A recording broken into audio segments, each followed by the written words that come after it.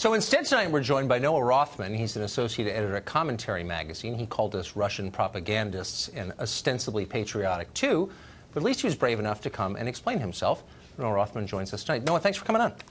My pleasure. Thanks for having me. So we have legitimate kind of news on this story. This comes from Reuters. The defense secretary was just asked specifically the question essentially that we asked on Monday, the one that you called us traitors for asking, which is, do we know that Assad was behind the gas attack? And this is what the Secretary of Defense just said, quote, "We're still assessing the intelligence, ourselves and our allies. We're still working on this."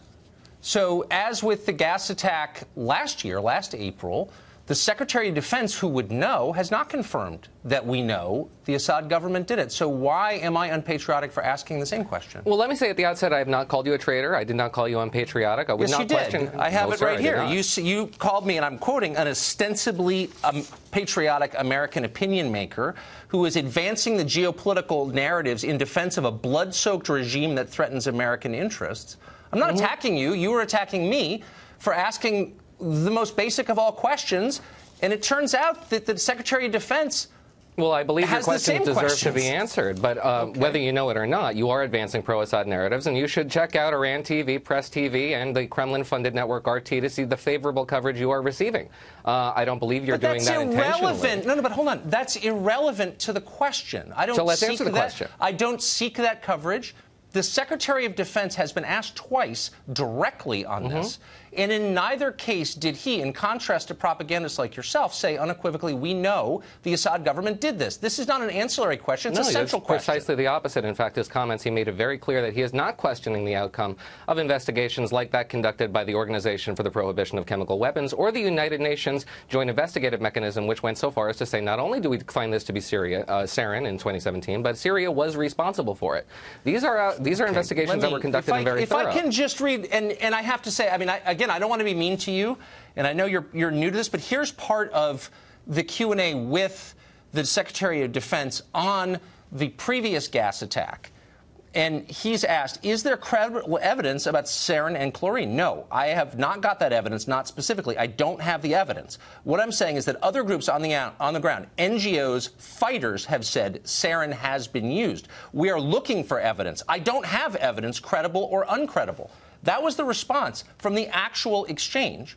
Yeah. I don't know. Is he an agent of Putin, too, for saying that?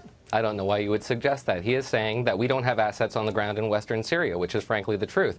Those who have been on the ground in western Syria, again, the OC, the CW, and the United Nations, have established rather definitively that this 2017 attack was a sarin attack. Now, this most recent attack, there hasn't been a comprehensive report because it just happened. Stop. Nobody is contesting the nature of the attack. That's immaterial. We can determine what the chemical was. The question is who launched it. Because that's the question on which our action turns. Correct. If it was launched by rebel groups, then we probably wouldn't attack the Syrian army in response. So who did it is the question. And the U.S. government has not definitively determined that. That's all I said on Monday, and you accused me of defending a blood-soaked regime. No, what you said actually is that this was propaganda designed to manipulate the American public opinion, essentially questioning the Trump administration, suggesting that they have misled the public into war, and that is a very strong accusation. Hold on. I'm questioning anyone who states as fact what he doesn't know as fact. That's it. It is propaganda to say something that you don't know is true and pretend that you do know it's true. Well, we do know that the rebels do not have an air force. We know that these were delivered by air. We know that they contain they're delivered by canisters. They have been appearing in a variety of different places, which is compression, which is what you need to use a precursor for sarin nerve gas. And those are information that is delivered to us by people on the ground. We do not have American assets in western Syria. So we do rely on other people to provide us this information. But when you say other people, these are people with skin in the game, in the civil war currently unfolding. And look, I am not here to defend, and I hardly would have to say this with a rational person, the regime of Assad. Why would I? I'm an American. My interest is only in what's best for America. And we should establish what that interest is. Exactly. And that's why actors like you and on many other channels and all over the left, you're hearing people say what you said, which is it's unpatriotic or, in fact, treasonous, in effect, to ask these questions. And I'm just saying, how do you account for the fact that the Secretary of State is saying the same thing I said on Monday, Do you think he's disloyal? I mean, that's a real question based on the columns you've written. No, I say, and I will repeat, that you are mischaracterizing his remarks. He is not calling into question the evidence that has been supplied to the United Nations investigators and the OCW. But if you do want to get into why it is necessary to respond to these attacks in the American interest and not in some vague notions of morality, then we should talk about that, because I agree that the American public has not been informed by the political class as to what American interests are at stake in Syria. Please don't speak of the political class as if you stand outside it. You are clearly acting as a tool on behalf of people who want the U.S. to proceed with war, and maybe we should. And I keep an open mind because I don't know, but I do know lying when I see it, and you've engaged in it, a lot of others have too, pretending you know what you don't know. So now you tell me why it's in America's interest to wage war in Syria. 2 points. Number one, the United States has troops all around the world. Chemical weapons are relatively ubiquitous and pretty cheap. When Americans come into contact, even casual contact with these, as they did in Iraq, it can affect you for the rest of your life. We do not want to see a future in which chemical warfare has become a status quo of the battlefield, because the United States will come into contact with it and American soldiers will suffer from it. Secondarily, in the last 14 months, there have been 2 state-sponsored terrorist attacks on foreign soil, Russia and North Korea respectively, using weapons of mass destruction, using chemical nerve agents. This is a very dangerous new reality, and we need to stop it now and reestablish deterrence. I couldn't agree more. But of course, you're arguing parallel to the real argument, which is, how do we respond? And who did this? And so we know that rebel groups have in their possession, there's video of it, since we all trust video now, of them in possession of chemical weapons. So really, if you seek to deter the use of chemical weapons in the future, you'd want to punish the people who use them this time. And as we stated at the outset, and you agreed, we're not sure. So why are we also anxious I didn't say to that, punish actually. Taking your premise at face value, there is some UN reports that suggest in 2013 that rebel groups, Islamist groups, did get their hands on chemical weapons as a result of the implosion of the Syrian state. And the lesson there is to prevent the implosion of a state that has chemical weapons. If you were to nip this in the bud, as it were, then you would want to make sure you interdict any future possibilities in which rebel groups that we no longer believe are reliable that can get their hands on these weapons. Right. Well, they're not reliable, which is why I don't want them in charge of Syria, which is why I'm not calling for a war with Syria, in contrast to you. But can we end? We're out of time on this one point, which is, if you want to have an adult conversation about adult issues, wouldn't you agree that it's helpful not to call names, but to engage with the actual questions? It is. That's why I did not call you names. And I did not dismiss you. I answered your questions directly. Self-awareness, not your strong suit. But I appreciate your coming on tonight. Thank you. Thank you for having me.